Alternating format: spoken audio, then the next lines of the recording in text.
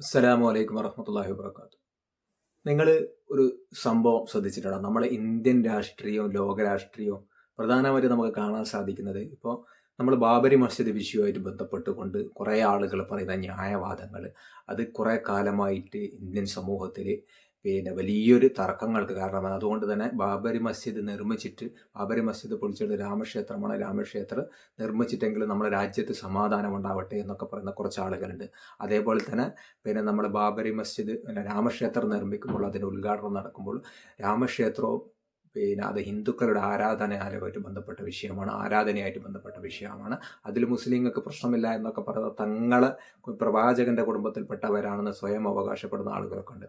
ഒരു വിശുദ്ധ 1400 വർഷം പ്രാർത്ഥിച്ച ഒരു പള്ളിയാണ് ഭരണകൂടമല്ല പൊളിക്കുന്നത്. അതാണ് നമ്മൾ മനസ്സിലാക്കേണ്ടത്. പള്ളിയുടെ സ്ഥാനത്ത് അമ്പലം ഉണ്ടായിരുന്നു എന്ന് പറഞ്ഞുകൊണ്ട് രാജ്യത്തെ ഭരണകൂടമോ അല്ലെങ്കിൽ ഇവിടെയുള്ള മറ്റുള്ള ആളുകളൊക്കെ പൊളിക്കുകയായിരുന്നെങ്കിൽ ഒരുപക്ഷെ നമുക്ക് പറയാമായിരുന്നു അത് ഭരണകൂടം നടപ്പിലാക്കിയതാണെന്ന്. പക്ഷെ ആ ഭരണകൂടം പോലും പൊളിക്കാൻ പാടില്ല, നിലനിർത്തണം എന്ന് പറഞ്ഞ സമയത്ത് കോടതി, ഭരണകൂടം, ഇവിടെയുള്ള എല്ലാ നിയമ സംവിധാനങ്ങളും ജനാധിപത്യത്തിന്റെ എല്ലാ ഭാഗങ്ങളും പൊളിക്കരുത് എന്ന് ആണയിട്ട് പറഞ്ഞ സമയത്താണ് ശത്രു വിഭാഗത്തിൽ RSS സംഘപരിവാര ശത്രു രാജ്യത്ത് ഒരു സ്വാധീനവും അതുവരെ ഉണ്ടായിരുന്നു. രാജ്യത്ത് ഒരു സംസ്ഥാനവും ഭരിക്കാത്ത, ഒരു രാജ്യം ഭരിക്കാത്ത RSS എന്ന വർഗീയ സംഘടന പൊളിച്ചു നീക്കിയത്. ആ ഒരു പൊളിച്ചു നീക്കിയതിനെ അത് ശരിയായിരുന്നു എന്ന് വകവെക്കുന്ന രീതിയിലുള്ള ഒരു പ്രസ്താവനകളാണ് നമുക്കിപ്പോൾ പല പണ്ഡിതന്മാരുടെയും, പ്രത്യേകിച്ച് തങ്ങളെ പരമ്പരയൊക്കെ അവകാശപ്പെടുന്ന ആളുകളുടെ ഭാഗത്ത് നമുക്ക് കാണാൻ സാധിക്കുന്നത്. ഇവരുടെ ഏറ്റവും വലിയൊരു ഇരട്ടത്താപ്പ് കൂടി നമ്മൾ മനസ്സിലാക്കേണ്ടതുണ്ട്. അതായത് ബാബരി മസ്ജിദ് വിഷയം, രാമക്ഷേത്ര നിർമ്മാണം, അത് സർക്കാർ നടപ്പിലാക്കുന്നത്, അല്ലെങ്കിൽ സർക്കാരാണ് നിർമ്മിക്കുന്നത്, അതിനെതിരെ നമുക്ക് പ്രവർത്തിക്കാൻ പരിമിതികളുണ്ട് എന്ന് പറയുമ്പോൾ നമുക്ക് ഇവരുടെ നിലപാട് തന്നെ നമുക്ക് മനസ്സിലാക്കാൻ സാധിക്കും. രാമക്ഷേത്ര വിഷയത്തിൽ ഇത്തരം നിലപാടുകൾ എടുക്കുമ്പോൾ നമ്മൾ ശബരിമല വിഷയത്തിൽ സ്ത്രീകൾക്ക് പ്രവേശനം അനുമതി നിഷേധിച്ചപ്പോൾ അത് വിശ്വാസികൾക്ക് എതിരാണ്, വിശ്വാസത്തെ ആളുകൾക്ക് എതിരാണ് എന്ന് പറഞ്ഞുകൊണ്ട് ഇതേ ഭരണകൂടത്തിന്റെ നിലപാടിനെ എതിർത്ത ആളുകളാണ്. ആ സമയത്ത് ഭരണകൂടത്തിന്റെ അല്ലെങ്കിൽ കോടതി വിധിയെ അനുകൂലിക്കാൻ കഴിയാത്തവർ ഈ സമയത്ത് മുസ്ലിം സമൂഹമായിട്ട് ബന്ധപ്പെട്ടുകൊണ്ട് പ്രതിനിധീകരിച്ച് നിൽക്കുന്ന ആളുകൾക്ക് മുസ്ലിം സമൂഹത്തിന്റെ വിഷയം വരുമ്പോൾ ഭരണകൂടത്തെ അനുകൂലിക്കണമെന്ന് പറയുന്ന ഇരട്ടത്താപ്പ്, ഇത് നമുക്ക് വളരെ ഇതിനൊരു പച്ചമല്ലാണ്ട് പറയാം. അതായത് അങ്ങേയറ്റം ഒരു പേടിത്തൂറിയായതുകൊണ്ടുള്ള ഒരു നിലപാടാണ് ഇത് നമുക്ക് മനസ്സിലാക്കേണ്ടതുണ്ട്. നമ്മൾ വേറെ കാര്യം കൂടി മനസ്സിലാക്കേണ്ടത്, ഈ ഒരു കോടതി വിധി ബാബരി മസ്ജിദ് നിർമ്മിച്ച സ്ഥലത്ത് ബാബരി മസ്ജിദ് പൊളിച്ച സമയത്ത് അവിടെ രാമക്ഷേത്രം നിർമ്മിക്കണം എന്ന് പറഞ്ഞുകൊണ്ടുള്ള കോടതി വിധി വന്ന സമയത്ത് പോലും ആ കോടതിയിൽ വളരെ കൃത്യമായിട്ട് അവിടെ രാമക്ഷേത്രം നിലനിന്നിട്ടില്ലായിരുന്നെന്നും ബാബരി മസ്ജിദ് പൊളിച്ചത് അങ്ങേയറ്റം തെറ്റാണെന്നും മുസ്ലിങ്ങളുടെ ആരാധനാലയമായിരുന്നു അവിടെ നിലനിന്നതെന്നും പിന്നെ ഈ പൊളിച്ച ആളുകൾക്ക് ചെയ്തത് കുറ്റകൃത്യമാണ് എന്നൊക്കെ കോടതി ഇങ്ങനെ പരാമർശിച്ചതിന് ശേഷം, അതായത് സാഹചര്യമായിട്ടുള്ള ഒരു തെളിവുകളും ഈ ബാബരി മസ്ജിദ് നിർമ്മിച്ചെടുത്ത് രാമക്ഷേത്രം നിർമ്മിക്കാൻ അനുകൂലമായ വിധി ഉണ്ടാക്കാനുള്ള ഒരു തെളിവുകളും അവിടെയില്ല. എന്നിരുന്നാൽ ഈ കാര്യങ്ങൾ ഇന്നും ഇങ്ങനെയൊക്കെയാണെങ്കിലും ഞങ്ങൾ രാമക്ഷേത്രം നിർമ്മിക്കാൻ അനുമതി നൽകുകയാണ്. കാരണം ഞങ്ങൾ RSS ആണ് ഭരിക്കുന്നത്, സംഘപരിവാരമാണ് ഭരിക്കുന്നത്. അതുകൊണ്ട് അവരെ ഞങ്ങൾക്ക് ബഹുമാനിക്കണം, അവർക്ക് അനുകൂലമായ വിധിയൊക്കെ ഞങ്ങൾക്ക് പ്രസ്താവിച്ചാൽ മാത്രമേ ഇവിടെ നിലനിൽപ്പുള്ളൂ എന്ന് തോന്നിപ്പിക്കുന്ന രീതിയിൽ, കൃത്യമായി പറയാതെ പറയുന്ന രീതിയിലുള്ള ഒരു വിധിയാണ് നമ്മൾ കണ്ടത്. ആ സമയത്ത് പോലും, ഇത്തരം വിചിത്ര വിധി നടപ്പിലാക്കിയ സമയത്ത് പോലും ഇവിടെയുള്ള ഒരു മുസ്ലിം സംഘടനകളും APEK, അതേപോലെ മുസ്ലിം ലീഗ്, അതേപോലെ മുസ്ലിം മത രാഷ്ട്രീയ പാർട്ടികളുള്ള ഒരുപാട് സംഘടനകൾ, മുസ്ലിം മത സംഘടനകൾ, കാക്കത്തൊള്ളായിരം മുസ്ലിം സംഘടനകൾ, കടലാസ് സംഘടനകൾ അടക്കം ഉണ്ട്. അതേ പല നിലപാടുകൾ, അനാവശ്യമായ വിഷയങ്ങളിൽ പോലും നിലപാട് പറയുന്ന ആളുകൾ, അവരൊന്നും ഈ വിഷയത്തിൽ ഒരു നിലപാടും പറഞ്ഞിട്ടില്ല. ഈ കോടതി വിധി അങ്ങേയറ്റം ദൗർഭാഗ്യകരമാണെന്നോ അല്ലെങ്കിൽ നീതിയിൽ അടിസ്ഥിതമായ ഒരു വിധിയല്ല ഇത് എന്നൊന്നും ഒന്നും പ്രസ്താവിച്ചിട്ടില്ല എന്നാണ് നമ്മൾ മനസ്സിലാക്കേണ്ടത്. അതിനുശേഷമാണ് ഇപ്പോൾ രാമക്ഷേത്രം നിർമ്മിക്കുമ്പോൾ അതിന് അനുകൂലമായിട്ട് നിലകൊള്ളുന്നത്. ഈ ഒരു അവസരത്തിലാണ്, ഈ ഒരു ധൈര്യത്തിലാണ് നമുക്ക് മനസ്സിലാക്കേണ്ടത് ഈ മുസ്ലിം സംഘടനകളിലെ മതസംഘടനകളും അതേപോലെ പാണക്കാട് തങ്ങൾ ഉൾപ്പെടെയുള്ള ആളുകൾ ബാബരി മസ്ജിദിന്റെ പകരം രാമക്ഷേത്രം നിർമ്മിക്കുന്നത് അനുകൂലമായിട്ട്, അത് മുസ്ലിങ്ങൾക്ക് വിഷയമല്ല, അത് ഹിന്ദുക്കളുടെ ആരാധനയായിട്ട് ബന്ധപ്പെട്ട കാര്യമാണ് എന്ന് പറയുമ്പോഴാണ് ഇവിടെയുള്ള പൊതുസമൂഹത്തിൽ ഒരു ധൈര്യം ലഭിക്കുന്നത്. അതായത് RSS പൊളിച്ചതൊക്കെ ശരിയാണ്, ഇവിടെയുള്ള മുസ്ലിങ്ങൾക്ക് പോലും എന്തില്ല, ഈ രാമക്ഷേത്രം ഉണ്ടാക്കുന്നതിൽ പ്രശ്നങ്ങളൊന്നുമില്ല, കാരണം മുസ്ലിം സംഘടനകൾ ഒരുപാട് നേതാക്കൾ പറഞ്ഞിട്ടുണ്ട്. അപ്പോൾ ഒരവസരം ഇത് തന്നെയാണ് ഏറ്റവും അനുകൂലമായ ഒരു സാഹചര്യം എന്ന് മനസ്സിലാക്കിയിട്ട് ഇവിടെയുള്ള ഒരുപാട് ആളുകൾ, പൊതുവെ NSSും അതേപോലെ SNDP ഉൾപ്പെടെയുള്ള ആളുകൾ പല വിഷയങ്ങളിലും മുസ്ലിം സമൂഹത്തെ പ്രതിസ്ഥാനത്ത് നിർത്തുന്ന, മുസ്ലിം സമൂഹത്തിലെ നിരപരാധിയായ ആളുകളെ, പള്ളിയിൽ കിടന്നുറങ്ങിക്കിടക്കുന്ന റിയാസ് മൗലവിയെ പോലെയുള്ള ആളുകളെ കൊന്ന് കൊലവിളിച്ചതിന് ശേഷം കലാപാന്തരീക്ഷം സൃഷ്ടിക്കുന്ന, മദ്രസയിൽ പോകുന്ന കുഞ്ഞിനെ കൊന്നു കൊലവിളിക്കുന്ന RSS, അതേപോലെ തന്നെ ഒരു ഇസ്ലാം മതം സ്വീകരിച്ചെന്ന ഒറ്റ കാരണം കൊണ്ട് കൊന്നു കൊലവിളിച്ച ഫൈസലിനെ കൊന്നുകൊല വിളിച്ചപ്പോഴൊന്നും ഈ RSS ഇങ്ങനെ ഇത്തരം പിന്നെ പ്രകോപനമുണ്ടാക്കുന്ന രീതിയിൽ ഇത്തരം സംഭവ വികാസങ്ങൾ ഉണ്ടാക്കിയപ്പോൾ ഹിന്ദു സമൂഹത്തിലെ മറ്റു വിഭാഗത്തിൽപ്പെട്ട നായർ സൊസൈറ്റി, NSSന്റെയും SNDPയുടെയും നേതൃത്വപരമായിട്ട് ഉത്തരവാദിത്തമുള്ള സംഘടനകളൊന്നും RSSന്റെ ഇത്തരം തെമ്മാടിത്തത്തിന്റെ കലാപാഹനത്തിലെ ശ്രമത്തിന് പിന്തള്ളിപ്പറഞ്ഞത് അല്ലെങ്കിൽ അതിനെതിരെ പ്രതികരിച്ചത് മുസ്ലിം സമൂഹത്തിൽ ഇരയാക്കപ്പെട്ട ആളുകൾക്ക് പിന്നെ ഐക്യദാർഢ്യം പ്രഖ്യാപിച്ചതൊന്നും നമുക്ക് കാണാൻ സാധിക്കുന്നില്ല. ഇരയാക്കപ്പെട്ടവരോട് ഒത്തുനിന്ന് നമുക്ക് കാണാൻ സാധിക്കുന്നില്ല. അപ്പോൾ എത്രത്തോളം അവരുടെ വർഗീയ മനസ്സ് ഉള്ളിലൊതുക്കി നടക്കുകയെന്ന് പല അവസരത്തിൽ പല ആളുകളും പറഞ്ഞിട്ടുണ്ട്. പക്ഷെ അത് നമുക്ക് 5ാം മന്ത്രി വിവാദത്തിലൊക്കെ കാണാൻ സാധിച്ചിട്ടുണ്ട്. ഇപ്പോൾ അത് ഏറ്റവും വെളിവായിക്കൊണ്ടിരിക്കുന്നത് ഇപ്പോൾ രാമക്ഷേത്രം നിർമ്മിക്കുന്ന സമയത്ത് ഈ NSS പറയുകയാണ് അത് പിന്നെ രാമക്ഷേത്രത്തിനെതിരെ നിൽക്കുന്ന ആളുകൾ രാമനെതിരെയാണ് എന്നൊക്കെ പറഞ്ഞുകൊണ്ട് അത് ഹിന്ദു സമൂഹത്തിൻ്റെ ആരാധനയായിട്ട് ബന്ധപ്പെട്ട വിഷയമാണ്. SNDP അതേ രീതിയിൽ മറ്റൊരു പ്രസ്താവന പറയുന്നു. ഇവിടെയുള്ള മറ്റ് പിന്നെ ഹിന്ദു സംഘടനകളെ മറ്റു സന്യാസികന്മാർ ഇതേ അനുകൂലമായ നിലപാടെടുക്കുന്നു. അപ്പം ഇവരുടെ ഉള്ളിൽ കിടന്നുറങ്ങിക്കൊണ്ടിരിക്കുന്ന ഇത്രയും കാലം RSS എന്ന കർട്ടന് പിന്നിൽ ഒളിച്ചിരിക്കുന്ന യഥാർത്ഥ പിന്നെ സംഘപരിവാര മനോഭാവമുള്ള ആളുകളെയാണ് നമുക്കിപ്പോൾ കാണാൻ സാധിക്കുന്നത്. ഇത്തരം മനോഭാവമുള്ളത് കൊണ്ട് തന്നെയാണ് ഇവർ റിയാസ് മൗലവിൻ്റെയും അതേപോലെ തന്നെ ഫൈസൽ ഉൾപ്പെടെയുള്ള വിഷയങ്ങളിൽ പ്രതികരിക്കാതിരുന്നത്. ആ സമയത്ത് ചില ആളുകൾ ന്യൂനപക്ഷത്തിലും ഇത്തരം സംഭവ വികാസങ്ങളൊക്കെ ഉണ്ടായിട്ടില്ലേ എന്നൊക്കെ ചോദിക്കുന്ന ആളുകളുണ്ടാകും. അപ്പോൾ അതിൻ്റെ ഏറ്റവും വലിയ ഉദാഹരണമാണ് കൈവെട്ട് കേസ്. കൈവെട്ട് കേസിൽ 13 വർഷങ്ങൾക്ക് മുന്നെയാണ് ഒരു കൈവെട്ട് കേസ് ഉണ്ടായത്. അതും ഒരു പ്രവാചകനെ അങ്ങേയറ്റം മോശമായ രീതിയിൽ ഒരു മൃഗത്തോട് അപമാനിച്ചതിൻ്റെ പേരിൽ ആ സമയത്തൊരു സംഭവ വികാസമാണ് കൈവെട്ട് കേസ് ഉണ്ടായത്. എന്നാൽ ഇവിടെയുള്ള മുസ്ലിം സംഘടനകളുടെ നിലപാട് എന്തായിരുന്നു എന്നുകൂടി നമ്മൾ ഈ അവസരത്തിൽ തൂക്കമൊപ്പിക്കുന്ന ആളുകൾ മനസ്സിലാക്കേണ്ടതുണ്ട്. ഇവിടെയുള്ള മുസ്ലിം സംഘടന ഒരു കാലത്തും ഒന്നിച്ച് നിൽക്കാത്ത, ഒരു സമ്മേളനം ഒന്നിച്ചല്ല, ഒരു പരിപാടികളും നടത്താത്ത ആളുകൾ, റമദാനിൽ പോലും ഒന്നിച്ച് പരിപാടികൾ പല അവസരത്തിലും നടത്താത്ത ആളുകൾ ഇത്ര സംഭവ വികാസം ഉണ്ടായപ്പോൾ കോട്ടക്കൽ വലിയൊരു മഹാസമ്മേളനം തന്നെ വിളിച്ചു നിർത്തി. മുജാഹിദിൻ്റെയും തെബിലിയുടെയും APയുടെയും EKയുടെയും ജമാഅത്തിൻ്റെ അങ്ങനെയുള്ള ഒരുവിധ പിന്നെ എല്ലാ കടലാസ് സംഘടനകളും പരസ്പരം അടിച്ച് പിന്നെ പള്ളികളും പിന്നെ അവകാശവാദം ഉന്നയിച്ചുകൊണ്ട് തങ്ങളുടേതാണെന്നൊക്കെ പറഞ്ഞുകൊണ്ട് തമ്മാമിൽ അടിച്ചിരുന്ന ആളുകൾ പോലും ഈ വിഷയത്തിൽ പരസ്പരം മുനാഫിക്കും കാഫിറാക്കിയ ആളുകൾ പോലും ഒരു കൈവെട്ട് കേസ് വന്ന സമയത്ത് ഒന്നിച്ചു നിൽക്കുകയും ഈ കൈവെട്ട് കേസിന് ബന്ധപ്പെട്ട ആ സംഘടനക്കെതിരെ ഒന്നിച്ചു നിൽക്കുകയും ഐക്യകണ്ഠന പ്രഖ്യാപിക്കുകയും ചില ക്യാമ്പയിനുകളോടും ഇസ്ലാമികത്തിൽ തീവ്രവാദമില്ല എന്ന് പറഞ്ഞുകൊണ്ട് ക്യാമ്പയിനുകൾ നടത്തി.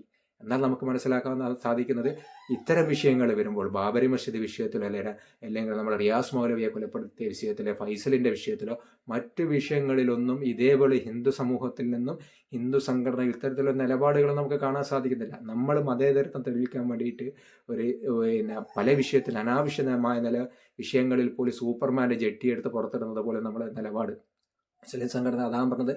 ശബരിമല വിഷയത്തിൽ അത് വിശ്വാസികൾക്കെതിരാണ് എന്ന് പറഞ്ഞുകൊണ്ട് കോടതിയെ ഈ ഒരു വിധിയെ അംഗീകരിക്കില്ല എന്ന് പറഞ്ഞാൽ മുസ്ലിം ലീഗും അതേപോലെ ഇവിടെയുള്ള മുസ്ലിം പാണക്കാട്ടെ കുടുംബത്തിലുള്ള ആളുകളും ബാബരി മസ്ജിദ് വിഷയത്തിൽ അത് പൊളിക്കുന്ന സമയത്തും ഇന്ന് രാമക്ഷേത്രം നിർമ്മിക്കുന്ന സമയത്തും അതിനെ പിന്നെ കൃത്യമായി എതിരെ ഒരു നിലപാടെടുക്കുന്നില്ല. അപ്പോൾ അതിന് പറയുന്ന ന്യായവാദങ്ങൾ ഇവിടെ സംഘപരിവാരമാണ് രാജ്യം ഭരിക്കുന്നത്, ന്യൂനപക്ഷമാണ് രാജ്യം ഭരിക്കുന്നത്, അവർക്കെതിരെ നമുക്ക് ശബ്ദിക്കാൻ പരിമിതികളുണ്ട് എന്നൊക്കെ ചില ആളുകൾ ഒറ്റപ്പെട്ട ഒരുപാട് ആളുകൾ പറയുന്നത് നമുക്ക് കേൾക്കാൻ സാധിക്കുന്നുണ്ട്. ഈ ഒരു അവസരത്തിൽ നമ്മൾ മനസ്സിലാക്കേണ്ടത് ഇസ്ലാമിൻ്റെ ശത്രുക്കൾ അല്ലെങ്കിൽ രാജ്യത്തിൻ്റെ ശത്രുക്കൾ സംഘപരിവാരം പ്രതിസ്ഥാനത്ത് വരുമ്പോൾ മുഖാമുഖം നേരിട്ട് നിൽക്കുമ്പോൾ അഭിപ്രായങ്ങൾ പറയേണ്ടി വരുമ്പോൾ ഇവർ ഭരണകൂടമാണ്, മറ്റേതാണ്, മറിച്ചതാണ് എന്നൊക്കെ പറഞ്ഞുകൊണ്ട് നമ്മുടെ ജനാധിപത്യ രാജ്യത്താണ് ജീവിക്കുന്നത്, നമ്മൾ ന്യൂനപക്ഷമാണ് എന്നൊക്കെ പറഞ്ഞ് തടിതപ്പുന്ന ആളുകൾ അതേ സ്ഥാനത്ത് മുസ്ലിം സംഘടനകളുമായിട്ട് ബന്ധപ്പെട്ട വിഷയങ്ങൾ ഇപ്പോൾ ഏറ്റവും ലേറ്റസ്റ്റ് ആയിട്ട് നമ്മൾ സത്താർ പന്തലൂരും മറ്റുള്ള ആളുകളൊക്കെ ഇപ്പോൾ സമസ്യയായിട്ട് ബന്ധപ്പെട്ടുള്ള വിഷയത്തിൽ പിന്നെ തങ്ങളെയൊക്കെ ഉപദേശിച്ചതിൻ്റെ പേരിലൊക്കെ അങ്ങോട്ടും ഇങ്ങോട്ടും ലീഗിൻ്റെ ഭാഗമൊക്കെ വലിയ വെല്ലുവിളികൾ നടത്താണ്. ഇപ്പോൾ ലാസ്റ്റ് സത്താർ പന്തലൂരിൻ്റെ ഒരു പ്രസ്താവന കൊണ്ട് പിന്നെ കൈവെട്ടുമെന്നൊക്കെ പറഞ്ഞുകൊണ്ടുള്ള ഒരു പ്രസ്താവന നമ്മൾ കാണാൻ സാധിക്കുകയുണ്ടായി. സംഘടനക്കെതിരെ വന്നു കഴിഞ്ഞാൽ കൈവെട്ടുമെന്നൊക്കെ പറഞ്ഞാൽ സത്താർ പന്തലൂരിനെ പോലുള്ള ആളുകൾ, അതായത് മുസ്ലിം വിഷയമായിട്ട് ബന്ധപ്പെട്ട സത്യവിശ്വാസികൾ പരസ്പര സഹോദരന്മാരാണ്, അവർ പരസ്പരം വിട്ടുവീഴ്ച ചെയ്യണം, ഒരു ശരീരത്തിൻ്റെ ഭാഗത്ത് ഭാഗത്ത് ഏതെങ്കിലും ഒരു വിരലിന് അല്ലെങ്കിൽ മറ്റു ഭാഗങ്ങളിൽ ഒരു പ്രയാസമോ മുറിവോ മറ്റു കാര്യങ്ങളോ വന്നു കഴിഞ്ഞാൽ മറ്റ് ശരീരഭാഗങ്ങൾ അതിനോട് ഐക്യപ്പെട്ടുകൊണ്ട് അല്ലെങ്കിൽ മറ്റ് വേദനകളോ അല്ലെങ്കിൽ തെരുപ്പുകളോ മറ്റു രീതിയിൽ ചൂടോ മറ്റു രീതിയിലൊക്കെ നമുക്ക് വരുന്നത് കാണാൻ സാധിക്കും. അപ്പോൾ ഒരു പല്ല് വേദനയൊക്കെ വന്നു കഴിഞ്ഞാൽ നമ്മൾ കഴുത്തിൻ്റെ കയല തടിക്കും, അങ്ങനെ അതായത് മറ്റ് ശരീരം അതിനോട് ഇഴകിച്ചേർന്ന് നമുക്ക് കാണാൻ സാധിക്കും. അതേപോലെ ആയിരിക്കണം സത്യവിശ്വാസികൾ. ഒരു അവയവത്തിന് കേടുപാട് സംഭവിക്കുന്ന മറ്റ് അവയവങ്ങൾ അതിനോടൊപ്പം താങ്ങി നിൽക്കുന്നത് പോലെ അല്ലെങ്കിൽ അതുമായിട്ട് ബന്ധപ്പെട്ടുകൊണ്ട് ആ ഒരു പ്രയാസത്തിൽ പങ്കുചേരുന്നത് പോലെ സത്യവിശ്വാസികൾക്ക് പരസ്പരം പ്രയാസങ്ങളുണ്ടാകുമ്പോൾ പങ്കുചേരണമെന്ന് പറയുന്ന ആ ഒരു ഇസ്ലാമിൻ്റെ ആ ഒരു പ്രത്യയശാസ്ത്രത്തിനെതിരാണ് ഇവരുടെ നിലപാട്. അതായത് സംഘടനകളുടെ വിഷയം വരുമ്പോൾ തങ്ങളെ ഉപദേശിക്കാൻ തങ്ങളുടെ സംഘടനാ താല്പര്യങ്ങൾക്കെതിരായി വന്നു കഴിഞ്ഞാൽ കൈവെട്ടും എന്നൊക്കെ പറയാം. കൈവെട്ട് കേസൊക്കെ പോലും വലിയൊരു തീവ്രവാദ പ്രവർത്തനമാണ് എന്ന് പറഞ്ഞ ആളുകൾ ഇങ്ങനെ പ്രതിരോധം നടത്താൻ പാടില്ല എന്നൊക്കെ പറയുമ്പോൾ സംഘടനാ വിഷയങ്ങൾ വരുമ്പോൾ അവർ പ്രതിരോധം നടത്തുന്നത് കമ്പിപ്പാരെടുത്തപ്പോൾ പള്ളികളടക്കം ആക്രമിക്കുന്നത്. വെള്ളിയാഴ്ച നമ്മുടെ ഓണപ്പറമ്പ്, കണ്ണൂർ ഓണപ്പറമ്പ് റമദാനിലെ 17 രാവിലെ പോലും 16 നോമ്പ് 16 പോലും പള്ളിയിൽ നിന്ന് മിമ്പറിൽ നിന്ന് വലിച്ചിട്ടിട്ട് തമ്മാമിൽ അടി ചെയ്യുന്ന ഒരു സാഹചര്യമൊക്കെ നമുക്ക് കാണാൻ സാധിച്ചിട്ടുണ്ട്. ഇപ്പോൾ ഈ ഒരു വിഷയമായിട്ട് ബന്ധപ്പെട്ടുകൊണ്ട് ഈ ഒരു ഉമർ ഫൈസി മുക്കം അദ്ദേഹത്തെ സത്താർ പന്തലിനെ ന്യായീകരിച്ചുകൊണ്ട് പുറത്തു വരുന്ന നമുക്ക് കാണാൻ സാധിക്കും. അതായത് പരസ്പര സംഘടനാ വിഷയങ്ങൾ വരുമ്പോൾ ഒരു സമാധാനവും ഒന്നുമില്ല, ഒരു പ്രശ്നമില്ല. ഇസ്ലാം അങ്ങനെ സമാധാനത്തിൻ്റെ മതം ഇടിച്ചാൽ ഞങ്ങൾ തിരിച്ചടിക്കൂ, അല്ലെങ്കിൽ കൈകൊണ്ടടിച്ചാൽ കമ്പിപ്പാരെടുത്ത് അടിക്കൂ. അതിന് അടിക്കാൻ തന്നെ നമുക്കൊന്നും കിട്ടിയില്ല, തെങ്ങമ്മ കയറിയിട്ട് നമ്മൾ മട്ടലെടുത്തേക്കെങ്കിലും അടിക്കും. നമ്മുടെ നാട്ടിൽ അങ്ങനെ ഒരു സംഭവം ഉണ്ടായിട്ടുണ്ടായിരുന്നു. മണിയൂർ പഞ്ചായത്ത് എന്ന സ്ഥലത്ത് ഒരു പള്ളി ഇതേപോലെ APK വിഷയമായിട്ട് ബന്ധപ്പെട്ടുകൊണ്ട് പമ്പിച്ചടി നടന്നു. ലാസ്റ്റ് അടിക്കാൻ സാധനമൊന്നുമില്ല. അപ്പോൾ ഒരാൾ തെങ്ങമ്മ കയറി പോയിട്ട് അവിടുന്ന് മട്ടലെടുത്തിട്ട് ഊരിയിട്ട് മട്ടൽ പറിച്ചിട്ട് അടിക്കുന്ന ഒരു സംഭവമൊക്കെ ഉണ്ടായി. ഭാഗ്യത്തിന് അദ്ദേഹം ആ കയർ സമയത്ത് ആ ഫോൺ എടുത്ത് താഴെ വെച്ചിട്ട് തെങ്ങിൻ്റെ ചുവട്ടിൽ വെച്ചതുകൊണ്ട് ക്യാമറയിൽ ഇയാൾ മട്ടൽ പറിക്കുന്നതും ഇറങ്ങുന്നതും ഒക്കെ കാണുകയും അയാൾ അണ്ടകടാകം കാണുന്ന ഒരു സാഹചര്യമൊക്കെ നമ്മളുണ്ട്. അപ്പോൾ സമാധാനം, ശത്രുവുമായിട്ട് ബന്ധപ്പെട്ട വിഷയങ്ങളൊക്കെ വരുമ്പോൾ സമാധാനവും RSSും രാജ്യത്തിൻ്റെ ശത്രുവായ മുസ്ലിങ്ങളുടെ ശത്രുവായ സംഘപരിയുമായിട്ട് ബന്ധപ്പെട്ട വിഷയങ്ങൾ വരുമ്പോൾ സമാധാനം പറയുന്ന ആളുകൾ, മുസ്ലിം സംഘടനകളുമായിട്ട് ബന്ധപ്പെട്ട വിഷയം വരുമ്പോൾ ഒരു സമാധാനമില്ല, ഒരു കോംപ്രമൈസിൽ ഒരു വിട്ടുകൊടുക്കലുമില്ല. ബാബരി മസ്ജിദ് ഹിന്ദുക്കൾക്ക് വിട്ടുകൊടുക്കണമെന്ന് പറയുന്ന ആളുകൾ രാമക്ഷേത്രം നിർമ്മിക്കാൻ വേണ്ടി വിട്ടുകൊടുക്കണം എന്ന് പറഞ്ഞാൽ APയുടെ ഏതെങ്കിലും ഒരു പള്ളി EKക്ക് വിട്ടുകൊടുക്കണം എന്ന് പറഞ്ഞാൽ ലീക്കയുടെ ഏതെങ്കിലും ഒരു പള്ളി APക്ക് വിട്ടുകൊടുക്കണം, അല്ലെങ്കിൽ മുജാഹിദിൻ്റെ ഒരു ജമാഅത്തിന് വിട്ടുകൊടുക്കണം എന്ന് പറഞ്ഞു കഴിഞ്ഞാൽ ഒരു തരത്തിലുള്ള ഒരു കോംപ്രമൈസിനും തയ്യാറാവില്ല എന്ന് കൂടി നമ്മുടെ ഈ ഒരു അവസരത്തിൽ മനസ്സിലാക്കി. RSS രാമക്ഷേത്രം പൊളിച്ചിട്ട് പള്ളി ഉണ്ടാക്കുമ്പോൾ അതിലെ ഒരു കൃത്യമായ നിലപാട് പറയാൻ പറ്റാത്ത ആളുകൾ, മതസംഘടനകൾ, രാഷ്ട്രീയ പാർട്ടികൾ, അതൊക്കെ ഇവിടെയുള്ള ഭരണകൂടവുമായിട്ട് ബന്ധപ്പെട്ട തീരുമാനമാണ്, സർക്കാരിൻ്റെ തീരുമാനം, കോടതിയുടെ തീരുമാനമാണ്, അതിനൊന്നും ഞങ്ങൾക്കൊന്നും ചെയ്യാൻ പറ്റില്ല, അതൊക്കെ മുസ്ലിങ്ങൾ അംഗീകരിക്കണം, അതിനൊന്നും പ്രശ്നം ഉണ്ടാക്കരുതെന്നൊക്കെ പറയുന്ന ആളുകൾ നേരെ തിരിഞ്ഞ് നിന്നിട്ട് ഈ ഒരു സമാധാനമൊക്കെ പറഞ്ഞത് നേരെ തിരിഞ്ഞ് ഉൾട്ടേറ്റ് നിന്നുകൊണ്ട് തമ്മിലടിക്കുന്ന ഒരു സാഹചര്യമാണ് നമുക്ക് കാണാം. സമസ്തയുടെയും അതേപോലെ ലീഗിൻ്റെ പേരൊക്കെ പറഞ്ഞുകൊണ്ട് തമ്മിൽ പൊരിഞ്ഞതല്ലാണ്, വെല്ലുവിളിയും അതോടൊപ്പം തന്നെ അതൊക്കെ നമുക്ക് കാണാൻ സാധിക്കുന്നത്.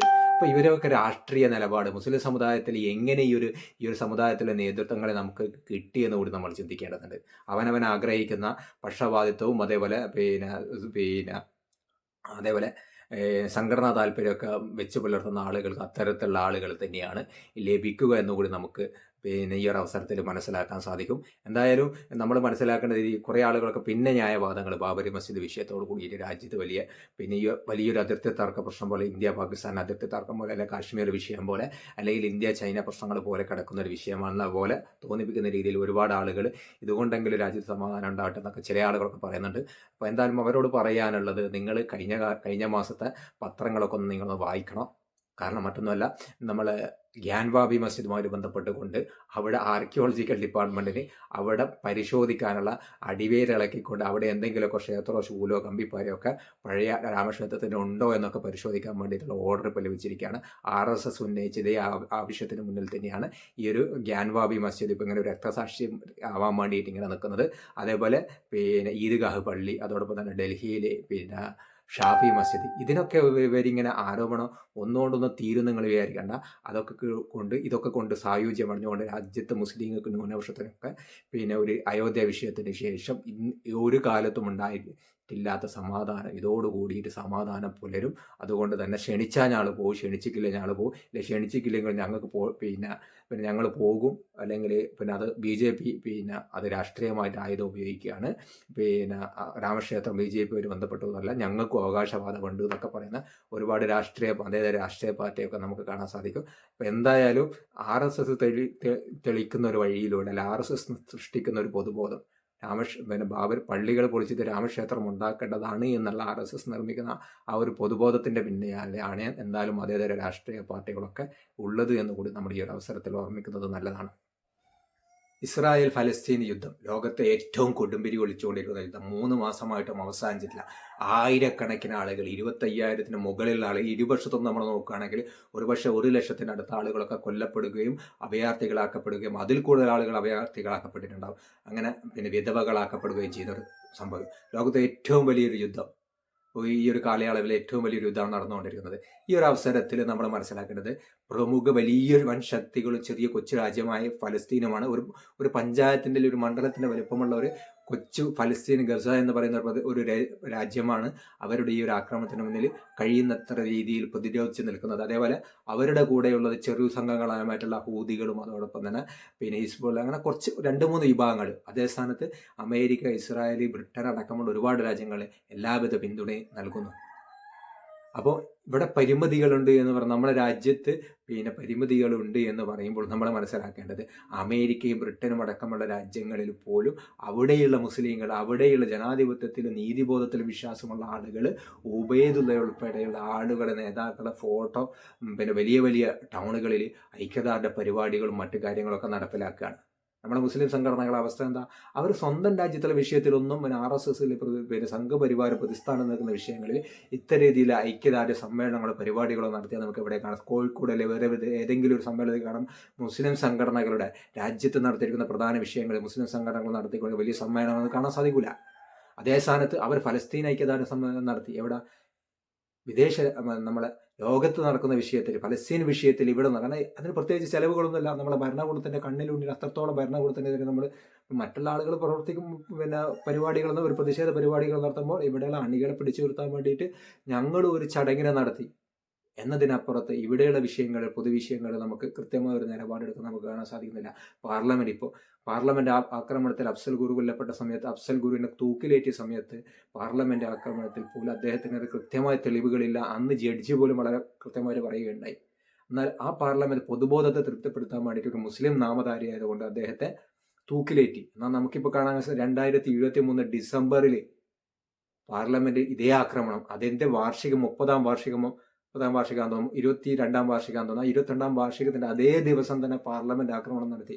നമ്മൾ സ്വാഭാവികമായിട്ട് ആദ്യം തുടക്കത്തിലുള്ള ആളുകളെ ചോദിച്ചോ ഇതൊക്കെ അതിൻ്റെ മറ്റൊരു രൂപമായിരുന്നു. പക്ഷേ അതിൻ്റെ മുന്നിൽ പ്രവർത്തിച്ചത് ബി ജെ പിയുടെ എം പി ആണ് ഈ ആക്രമണം നടത്തിയ തീവ്രവാദികൾക്ക് പാസ് നൽകിയത്. അപ്പോൾ അവരെയൊക്കെ പിന്നീട് അവിടെയുള്ള ആളുകൾ പിടിക്കുകയുണ്ടായി. എന്നാൽ ഇതിൻ്റെ പിന്നിൽ പ്രവർത്തിച്ച ആളുകളെ, ഈ ആക്രമണം നടത്തിയ ആളുകളെയൊക്കെ ന്യായീകരിക്കണം. അത് ന്യായീകരിച്ചിട്ട്, അതായത് ഒരു മാന്യ പരിവേഷം നൽകുന്നത്, തൊഴിലില്ലായ്മയ്ക്കെതിരെ പ്രതികരിച്ച ഒരു കൂട്ടം ചെറുപ്പക്കാർ എന്ന് പറഞ്ഞുകൊണ്ട് കുറ്റകൃത്യം ലളിതവൽക്കരിക്കുന്ന, നമുക്ക് അതെല്ലാ വിഷയത്തിൽ നിന്നും നമ്മൾ ഇന്ത്യയിലെ ദേശീയ വിഷയങ്ങളിൽ വിഷയങ്ങളിൽ മാത്രമല്ല കേരളത്തിലെ പ്രാദേശിക വിഷയങ്ങളിൽ പോലും നമുക്ക് കാണാൻ സാധിക്കുന്നുണ്ട്. മാർട്ടിൻ അടക്കമുള്ള ആളുകൾ കളമശ്ശേരിയിൽ സ്ഫോടനം നടത്തിയപ്പോൾ അതൊരു മുസ്ലിം സംഘടനയിൽ ഒരാളാണെങ്കിൽ അതിൻ്റെ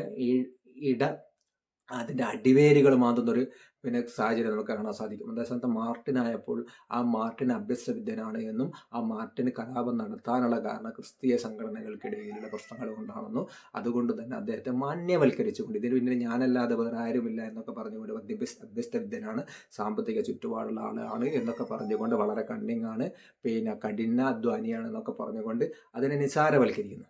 അതേപോലെ തന്നെ ഒരു പെൺകുട്ടിയെ തട്ടിക്കൊണ്ടുപോയ വിഷയത്തിലും ഇതേ രീതിയിൽ ഭൂരിപക്ഷത്തിൽപ്പെട്ട സമുദായത്തിൽപ്പെട്ട ഒരാളായപ്പോൾ അദ്ദേഹം കഠിനാധ്വാനിയാണ്, അതോടൊപ്പം നല്ല സാമ്പത്തിക ചുറ്റുപാടുള്ള ആളാണ്, പൊതുസമൂഹമായിട്ട് നല്ല ബന്ധം കീപ്പ് ചെയ്യുന്ന ആളാണ്. അപ്പോൾ സാമ്പത്തിക പ്രയാസം വന്നപ്പോൾ ഒരു പെൺകുട്ടിയെ ദിവസങ്ങളോളം തട്ടിക്കൊണ്ടുപോയിട്ട് ഒരു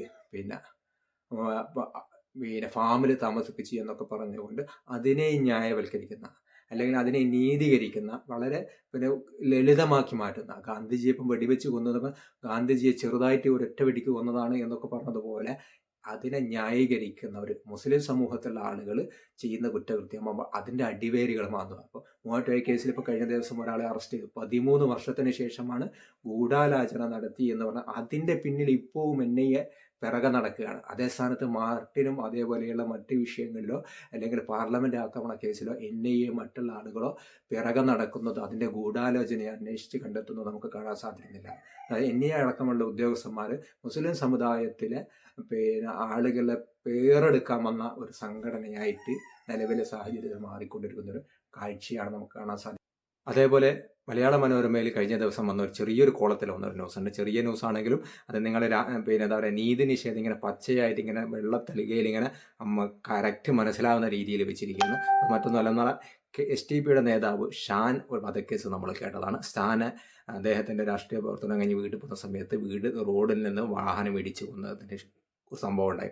അതിനുശേഷം BJPയുടെ സംസ്ഥാന പ്രസിഡന്റ് രഞ്ജിത്ത് ശ്രീനിവാസനെയും കൊലപ്പെടുത്തി. എന്നാൽ ഈ രണ്ട് വിഷയത്തിലും വളരെ കൃത്യമായിട്ട് തന്നെ കേരള സർക്കാരിന് കീഴിൽ പോലും നീതി നിഷേധം വളരെ കൃത്യമായിട്ട് വെള്ളത്തളികയിൽ വെച്ച് നടക്കുന്നത് നമുക്ക് കാണാൻ സാധിക്കും.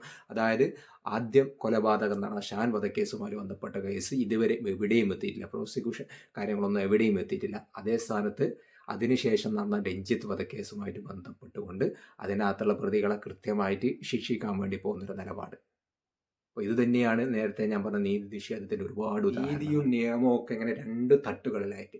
പ്രതിസ്ഥാനത്ത് മുസ്ലിങ്ങളാണെങ്കിൽ ഞങ്ങൾ ഈ രീതിയിൽ നിയമം നടപ്പിലാക്കും. അതേ സ്ഥാനത്ത് ഭൂരിപക്ഷ വിഭാഗത്തിൽപ്പെട്ട ഏതൊക്കെ ആളുകളാണെങ്കിൽ അതിനെ ഞങ്ങൾ ന്യായീകരിച്ച് അതിനെ ആ കുറ്റകൃത്യത്തെ ഞങ്ങൾ വെള്ളമൊഴിച്ച് നേർപ്പിച്ച് അത് സമരസപ്പെടുത്തിയതിന് ശേഷം കോടതിയിലെ മറ്റു ബന്ധപ്പെട്ട നിയമവ്യവസ്ഥയിൽ നിന്നും അവർക്ക് അനുകൂലമായ വിധി ലഭിക്കുന്ന രീതിയിലേക്ക് ഞങ്ങളാക്കി മാറ്റുമെന്ന് പറയുന്ന ഒരു രാഷ്ട്രീയ സാഹചര്യവും നമുക്കിവിടെ കാണാൻ സാധിക്കുന്നുണ്ട്.